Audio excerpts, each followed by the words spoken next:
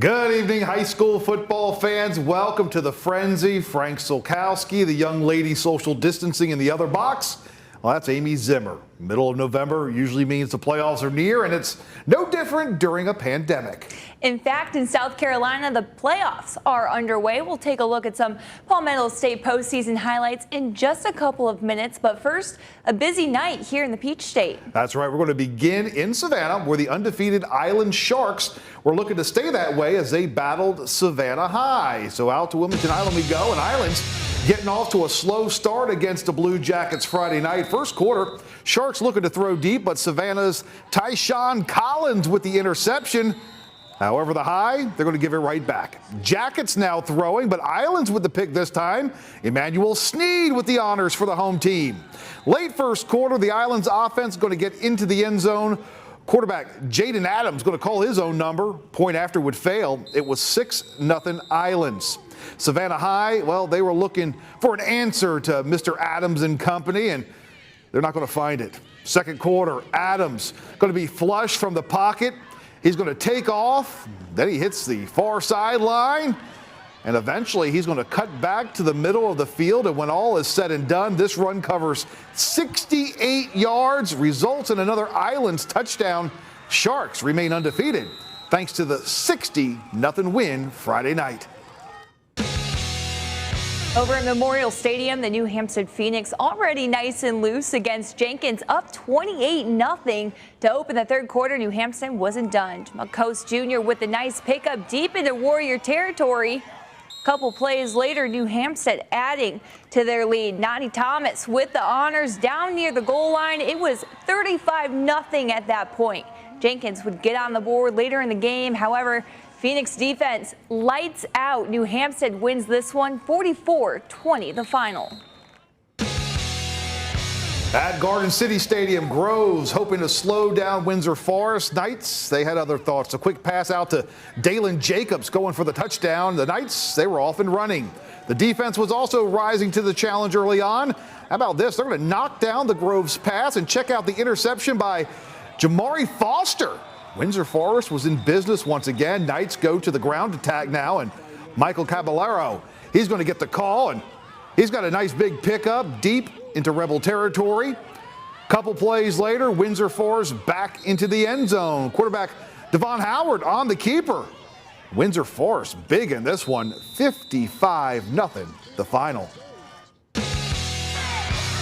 To Richmond Hill, the Wildcats looking to bounce back from a 7-5 road loss, hosting the winless South Effingham Mustangs. Richmond Hill quarterback Tyler Coleman hands it off to running back Ashad Roberson, breaks away from multiple Mustangs up the sideline and into the house. Just the second Wildcat play of the game, home team takes a 7-0 lead. Mustangs Larry Scott trying to get something going. However, Wildcats defense all over Scott. Richmond Hill defensive end Nathan Vickers says, I don't think so. A few plays later, Wildcats running back Kenyon Hunter gets the call. And check out the blocking by Wildcats receiver Isaiah Allen. Nothing going to stop Hunter on this play. Takes it all the way to the end zone. Wildcats jump ahead 14-0. To the second quarter, Scott in trouble, able to get the ball in the air. And how about this quick grab by Braden Bell? A nice gain, however, not able to turn it into a score. Wildcats add on Coleman to Roberson, breaks right, and see you later. Wildcats go up 21-0. All Richmond Hill in this one, 55-7, the final. Good one in Statesboro as the Blue Devils welcome Effingham County to town. Of course, Rebel head coach Buddy Holder announcing this is going to be his final season. Hey, hit the sideline fired up for Effingham. Quarterback Zach Garcia on the keeper. He goes the distance for the early touchdown. Rebels had the lead. Back comes Statesboro. Andrell Grace with the short touchdown run for the home team. But again, you know what? The Rebels going to rise to the challenge. Garcia, this time going to the air. He's got the pump fake, and he would then find a wide open Garrison Klein who makes the catch and proceeds to put Effingham back on top with this touchdown. But this game was tight all night long. Blue Devils grabbing the lead later in the first half. Quarterback Ames Ratcliffe with the beautiful keeper.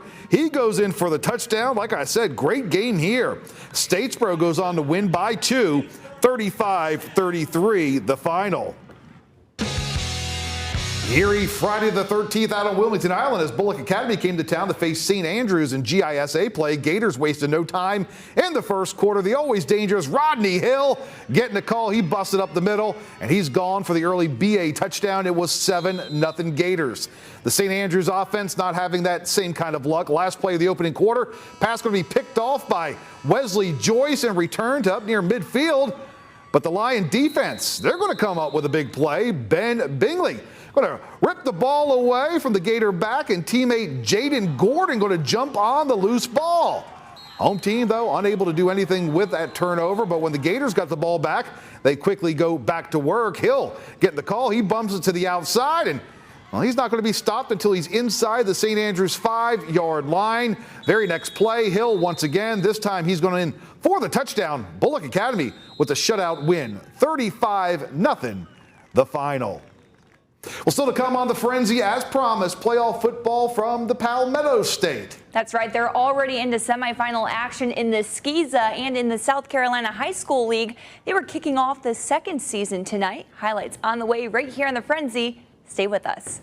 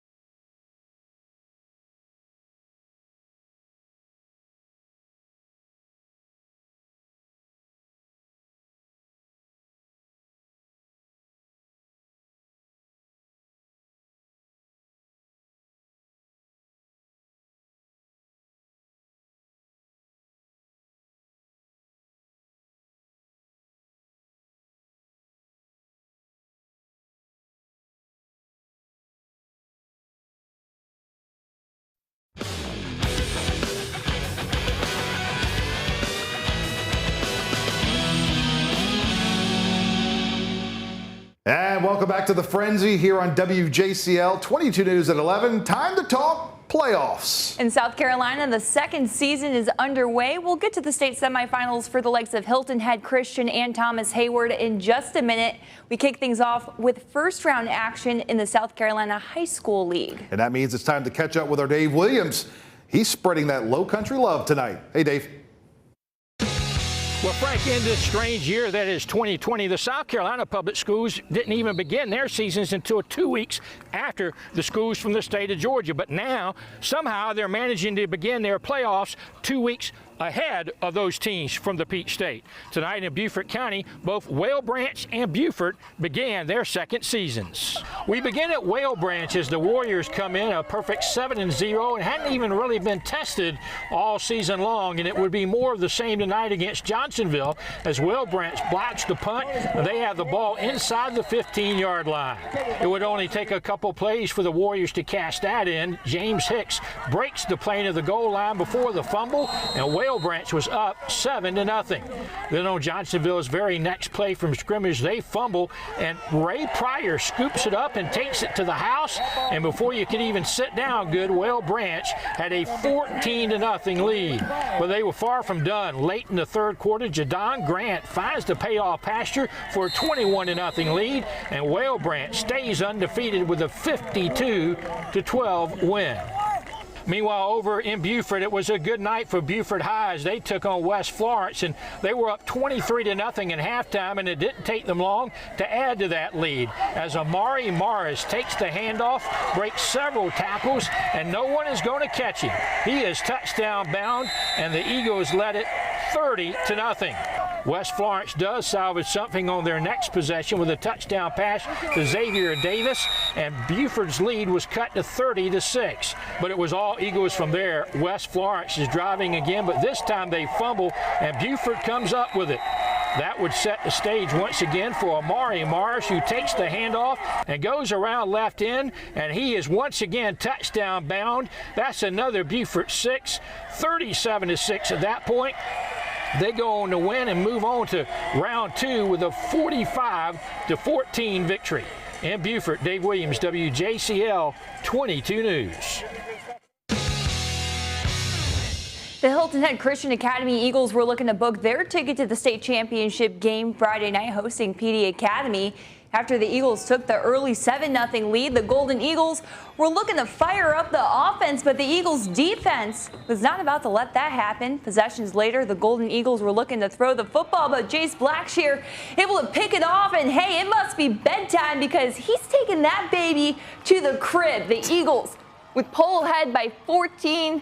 Eagles not done. JP Peduzzi looks down the field coming up here and beats the Golden Eagles defender, finding Jace Blackshear make the catch for the big gain. In the second quarter, Jackson Bulldog Lanier would finish off the scoring drive, securing the bag. Eagles go on and win this one by a score of 63-14. The Thomas Hayward Rebels looking to go to the state championship as well. They were taking on Dillon Christian. Dillon Christian now 28-8. Warriors looking to get back into this one, but Cutter Williams is there to pick off the pass. Rebel football. Now, possessions later, J.R. Patterson. He is going to look like Ezekiel Elliott, breaking away from the defenders, picking up huge yardage here. The Rebels. Well, you know what? That worked. They're going to go right back to J.R. as he finds some open real estate and takes it into the red zone. Finally, Peyton Bennett going to finish off the scoring drive here by finding Preston Humbert for the touchdown. Rebels, they're going to go on to win this one 48-20. And how about Thomas Hayward? They too will be playing in a state championship next week up in Charleston. Now, remember, you can get all the scores and highlights all the time easily. Just go ahead over to our website, WJCL.com. Just click on the high school sports page. And also, don't forget college football coming up Saturday in Statesboro. Georgia Southern going to battle Texas State. A complete recap Saturday night right here on WJCL 22 News at 11. And hey, Frank, you're going to be out there for that game. That's right. Head over to Statesboro. It is senior day for the Eagles and a chance to move to 6-2 on the season. Again, Georgia Southern. Think about this. There's only about 16 teams in the country have had their games postponed due to the coronavirus this week. So a lot of eyes going to be on Georgia Southern over there Saturday. It's going to be a great opportunity for Georgia Southern to keep their home win streak going for the Eagles. That's right. And to recap our Friday night high school football here, congratulations going out to Thomas Hayward and Hilton Head Christian. Both of those teams will play for SCISA state championships next Saturday up the coast at Charleston Southern. Again, WJCL will be there. Amy will be making the trip up the coast to Charleston next Saturday for those state championship games. And coming up next week, it's the final week of the regular season for teams playing in the GISA and the GHSA. And then it's on to the second season here in the Peach State. That's going to do it for us tonight. Of course, we will be back here next Friday with even more high school football scores and highlights. Until then, have a great one, everyone.